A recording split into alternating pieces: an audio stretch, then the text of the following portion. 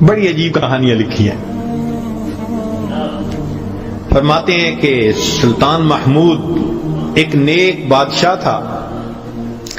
اس کے پاس ایک دیہاتی نوجوان آ گیا. اس کا تعلق دیہات سے تھا. تعلیم بھی نہیں تھی, کچھ ایسی تربیت بھی نہیں تھی, مگر بادشاہ کے دربار میں آ کے جب خدمت پہ لگا تو اس نے اتنی اچھی خدمت کرنی شروع کی کہ تھوڑے دنوں میں بادشاہ کی آنکھوں میں بڑا درجہ پا گیا. بادشاہ نے اپنے مقرب بندوں میں شامل کر لیا. اب جو پہلے سے مقربین تھے نا, وہ بہت جیلس ہوتے تھے. ہم بڑے خاندانوں والے اور بڑی عقل سمجھ والے, تعلیم والے, ہم بادشاہ کے مشیر تھے. یہ کل کا نوجوان پتہ نہیں کہاں سے آ گیا دیہات سے اٹھ کے کہ بادشاہ کی اس کے اوپر بڑی خاص نظر پڑتی ہے. چنانچہ انہوں نے پروگرام بنایا کہ ہم بادشاہ سے موقع ملنے پہ بات کریں گے. انہوں نے بات کی کہ بادشاہ سلامت, جو محبت کی نظر اس کی طرف اٹھتی ہے وہ ہمارے اوپر نہیں اٹھتی. حسب میں ہم اچھے, نسب میں ہم اچھے, مال میں ہم اچھے, عقل میں ہم اچھے, لیکن محبت کی نظر اس کو جو مل گئی وہ ہمیں نہیں مل رہی. تو بادشاہ نے کہا کہ اچھا, میں کسی موقع پہ اس کا جواب دوں گا. اب بادشاہ نے کیا کیا کہ ایک پھل منگوایا جو بہت کڑوا تھا. کاشیں بنوائیں اور کاشیں ان سب لوگوں میں تقسیم کر دیں جو اعتراض کرنے والے تھے, اور ایاز بھی وہیں بیٹھا تھا. تو جس جس کو وہ کاش ملی اس نے منہ میں ڈالا تھو تھو. بادشاہ سلامت بڑا بہت کڑوا, توبہ توبہ بہت کڑوا. سب نے اپنے منہ سے وہ پھل نکال دیا اور کہا کہ بادشاہ سلامت یہ بہت کڑوا ہے. تو بادشاہ نے جب ایاز کو دیکھا تو وہ مزے سے کھا رہا تھا. تو بادشاہ نے اس سے پوچھا کہ ایاز, یہ کاش میٹھی ہے جو اتنے مزے سے کھا رہے ہو؟ اس نے کہا بادشاہ سلامت ہے تو کڑوی, کھاتے کیوں جا رہے ہو؟ اس نے کہا بادشاہ سلامت میرے دل میں یہ بات آئی کہ جس بادشاہ کے ہاتھوں سے میں زندگی بھر میٹھی چیزیں لے کے کھاتا رہا, اگر آج مجھے کڑوی بھی مل گئی تو میں اس کو واپس کیسے کروں؟ عمر بھر میٹھی چیزیں لے کے کھاتا رہا, آج کڑوی بھی مل گئی تو واپس کیسے کروں؟ کاش کہ یہ چیز ہمارے اندر آ جاتی کہ جس پروردگار کی نعمتوں سے ساری زندگی ہم انجوائے کرتے رہتے ہیں, اگر کبھی کوئی اس کی طرف سے آزمائش کی گھڑی بھی آ جائے تو ہم پھر شکوہ کیوں کرتے ہیں؟ اب بادشاہ نے سوچا کہ بھائی یہ لوگ جو بہت اعتراض کرنے والے تھے نا, ان کے سامنے کوئی اور ایسا ہیلا کرنا چاہیے کہ ذرا ان کو بات سمجھ میں آ جائے. تو ایک دن بادشاہ آیا اور اس نے کہا کہ دیکھو بھائی, آج میں تم سب کی عقل کا امتحان لوں گا, تمہارا آئی کیو لیول دیکھوں گا کیا ہے, اور میں دیکھتا ہوں کہ کون اس میں پاس ہوتا ہے. اب جب بتا دیا تو سب بڑے محتاط ہو گئے. بادشاہ نے ایک موٹا سارا ہیرا دکھایا, دیکھو یہ کتنا قیمتی ہے, کتنا چمکدار ہے, اور ایک ہتھوڑا بھی ساتھ دیا, اور پہلے کو کہا کہ جی یہ ذرا ہیرا جو ہے توڑ کے دکھاؤ. اب وہ سمجھ رہا تھا کہ بادشاہ نے ہم سے امتحان لینا ہے ہماری سمجھداری کا. تو اس نے کہا بادشاہ سلامت یہ ہیرا تو بہت قیمتی ہے, اتنے کیرٹ کا اور بالکل بے عیب ہے, کوئی فلاں نہیں, فلاں لیس ہے, لہذا اس کو تو نہیں توڑنا چاہیے. بادشاہ مسکرایا, کہنے لگا ہاں بہت اچھا. تو وہ سمجھا کہ بھائی میں نے بادشاہ کو کنونس کر دیا, چنانچہ دوسرے کو دیا, اس نے بھی اسی قسم کی لاجک, تیسرے کو دیا, اس نے بھی لاجک. جتنے اعتراض کرنے والے تھے سب کو ہیرا ہتھوڑا دیتے رہے, وہ یہی لاجک دیتے رہے اور معذرت کرتے رہے, حتیٰ کہ بادشاہ نے وہ ہیرا ایاز کے ہاتھ میں پکڑایا.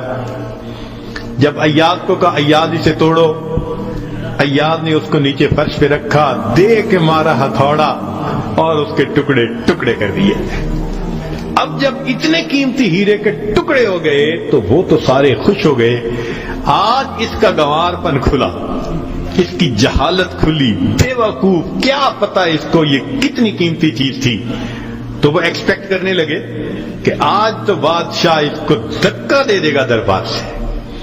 تو جب ہیرے کے ٹکڑے ہو گئے تو بادشاہ نے اس کی طرف دیکھ کے کہا، ایاز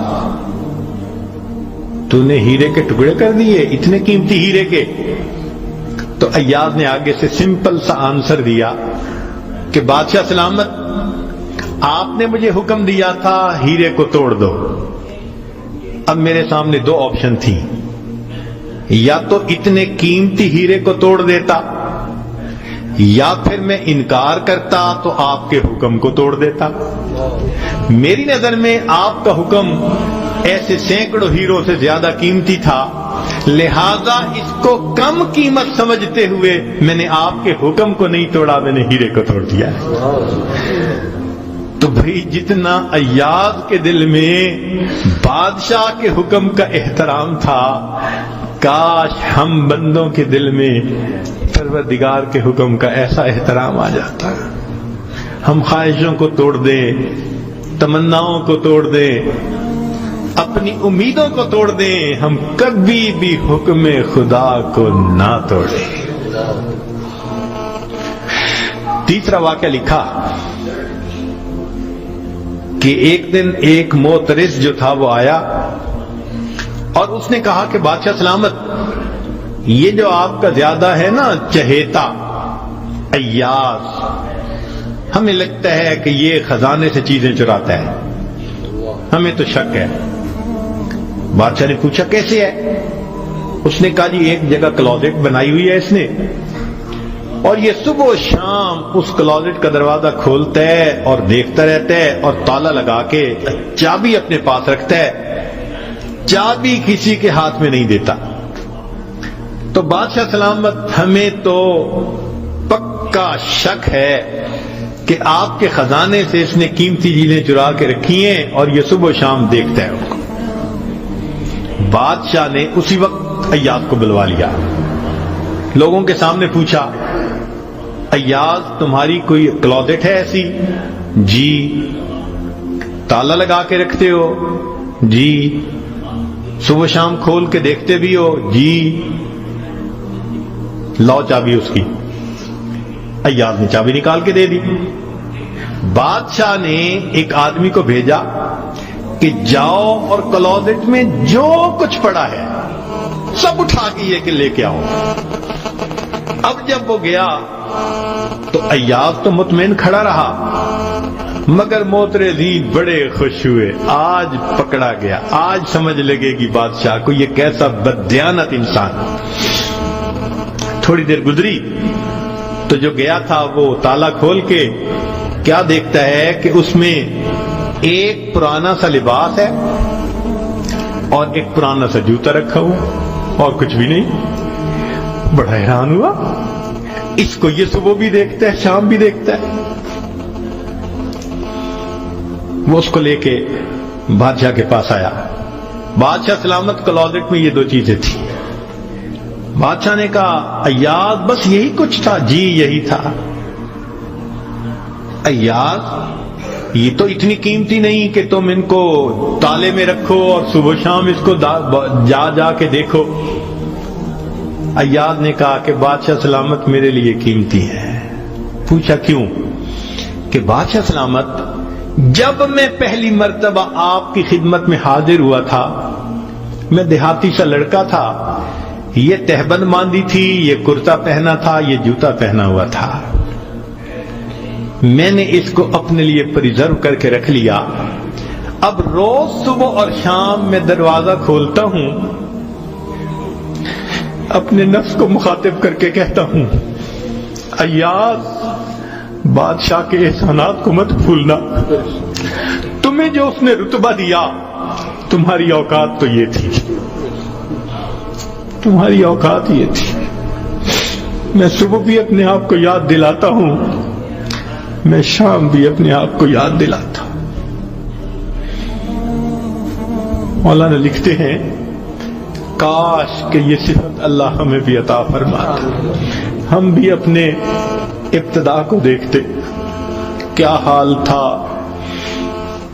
کیا ہماری اوقات تھی، اور آج اللہ نے اپنی رحمتوں سے، نعمتوں سے، برکتوں سے کس طرح ہمیں مالا مال کر دیا، ہم بھی اپنی بنیاد کو یاد رکھتے ہیں۔